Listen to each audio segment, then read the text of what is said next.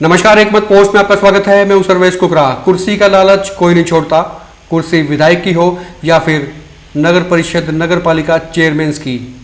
और ऐसा ही हो रहा है। हरियाणा में 45 नगर परिषद नगर पालिकाएं ऐसी हैं जिनका कार्यकाल इसी महीने खत्म हो जाएगा, खत्म होना शुरू हो गया है, उल्टी गिनती शुरू हो गई है और 21 जून तक इन सभी का कार्यकाल समाप्त हो रहा है। और सरकार ने फैसला लिया है कि यहाँ पर चेयरमैन हटने के साथ ही एडमिनिस्ट्रेटर अपना काम संभाल लेंगे। इनके सरकार के जो नुमाइंदे हैं, सरकार के जो प्रशासनिक अधिकारी हैं, एसडीएम हैं, वो इन नगर पालिका नगर परिषदों पे बतौर प्रशासक काम करेंगे, बतौर एडमिनिस्ट्रेटर काम करेंगे। लेकिन इनको अब चैलेंज कर दिया गया है Punjab and Haryana high court में। दरअसल Punjab and Haryana high court में 3 अलग अलग पिटीशंस दाखिल की गई हैं, 3 अलग अलग याचिकाएं दायर की गई हैं, जिनमें ये मांग की गई है कि उनकी कुर्सी उनके पास ही रहे जब तक कि चुनाव नहीं हो जाते और चुनाव के बाद में नए नुमाइंदे चुनकर नहीं आते हैं तब तक उन्हें कुर्सी से नहीं हटाया जाए। ये एक मुख्य मांग इन पेटिशंस में है। इन मांगों को लेकर कुछ हवाले भी दिए गए, सब पे चर्चा करेंगे।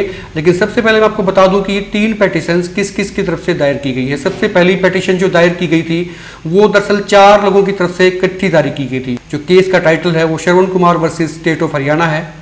श्रवण कुमार नारायणगढ़ के नगर परिषद चेयरमैन हैं। इनकी तरफ से जो पेटिशन दायर की गई उस पर 28 जून को अब सुनवाई होगी। दूसरी पेटिशन जो दायर की गई थी वो बहादुरगढ़ नगर परिषद की चेयरमैन है शीला देवी, उनकी तरफ से दायर की गई और इस पेटिशन पे जो अगली सुनवाई है वो 17 जून को होगी। और तीसरी पेटिशन जो दायर की गई है वो हांसी नगर परिषद की चेयरमैन है निर्मला सैनी, उनकी तरफ से दायर की गई है Punjab and Haryana high court में। उसमें ये कहा गया है, इन तीनों ही पेटिशंस में ये मांग की गई है कि उनकी सदस्यता बहाल रखी जाए जब तक कि अगले चुनाव नहीं हो जाते हैं। इन तीनों ही याचिकाओं में ये मांग की गई है हाई कोर्ट से, उन्हें रिलीफ देने की मांग की गई है कि उनकी सदस्यता बरकरार रखी जाए जब तक कि नए नुमाइंदे चुनकर नहीं आते हैं। अब नोटिस जारी हो चुके हैं सरकार को जवाब के लिए, नोटिस रिसीव हो चुके हैं।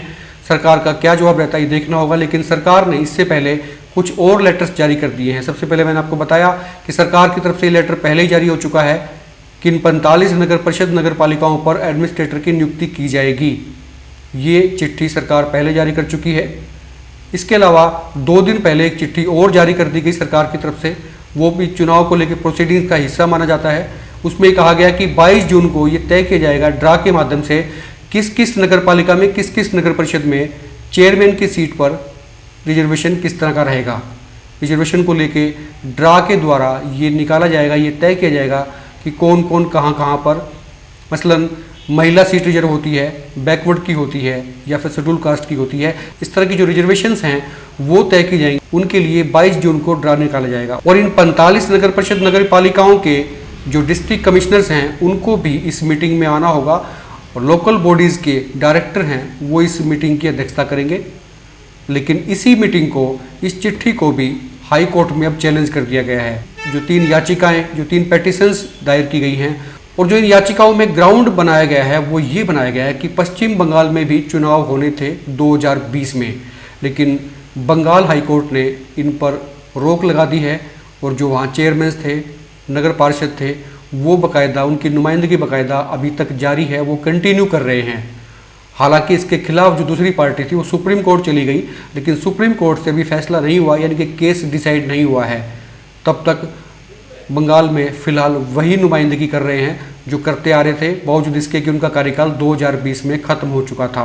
ये एक सहारा लिया गया है, इसी फैसले का सहारा लिया गया है। Punjab and Haryana high court में याचिकाएं लगाई गई हैं, पेटिशंस डाली गई हैं, उसमें इस बात का जिक्र किया गया है, उल्लेख किया गया और ग्राउंड बनाया गया है इस बात को।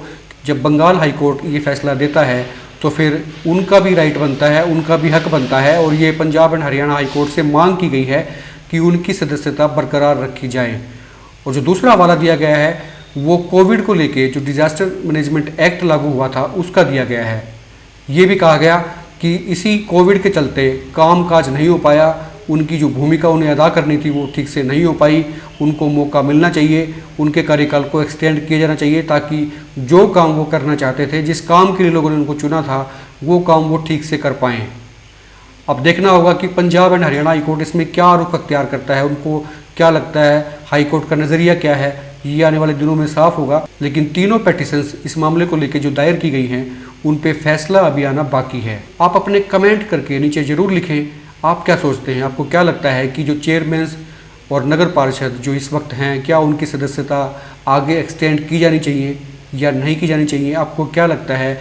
आप इनकी बातों से, इनकी पेटिशंस में लिखी बातों से, इनके तर्क से कितना इत्तेफाक रखते हैं? आप अपने खुलकर कमेंट लिखें। और एक गुजारिश आपसे ये भी है कि चैनल को आपने सब्सक्राइब नहीं किया है तो सब्सक्राइब कर लें, और ये वीडियो अगर आप फेसबुक पेज पर देख रहे हैं तो पेज को लाइक और फॉलो जरूर कर लें, ताकि अगली बार जो भी अपडेट आएगी, जो भी नई बात आएगी, नई वीडियो आएगा, सबसे पहले नोटिफिकेशन आप तक पहुंचेगा। और आप देख रहे हैं एक मत पोस्ट। नमस्कार, आप देख रहे हैं एक मत पोस्ट। हमारी आपसे एक इल्तिजा है, आप YouTube पर जाएं और हमारा जो YouTube चैनल है एक मत पोस्ट, उसे सब्सक्राइब करें और साथ में जो छोटी सी घंटी बनी हुई है उसे दबाएं, ताकि एक मत पोस्ट पर जब भी कोई नया वीडियो आए आप तक तुरंत पहुंच जाए।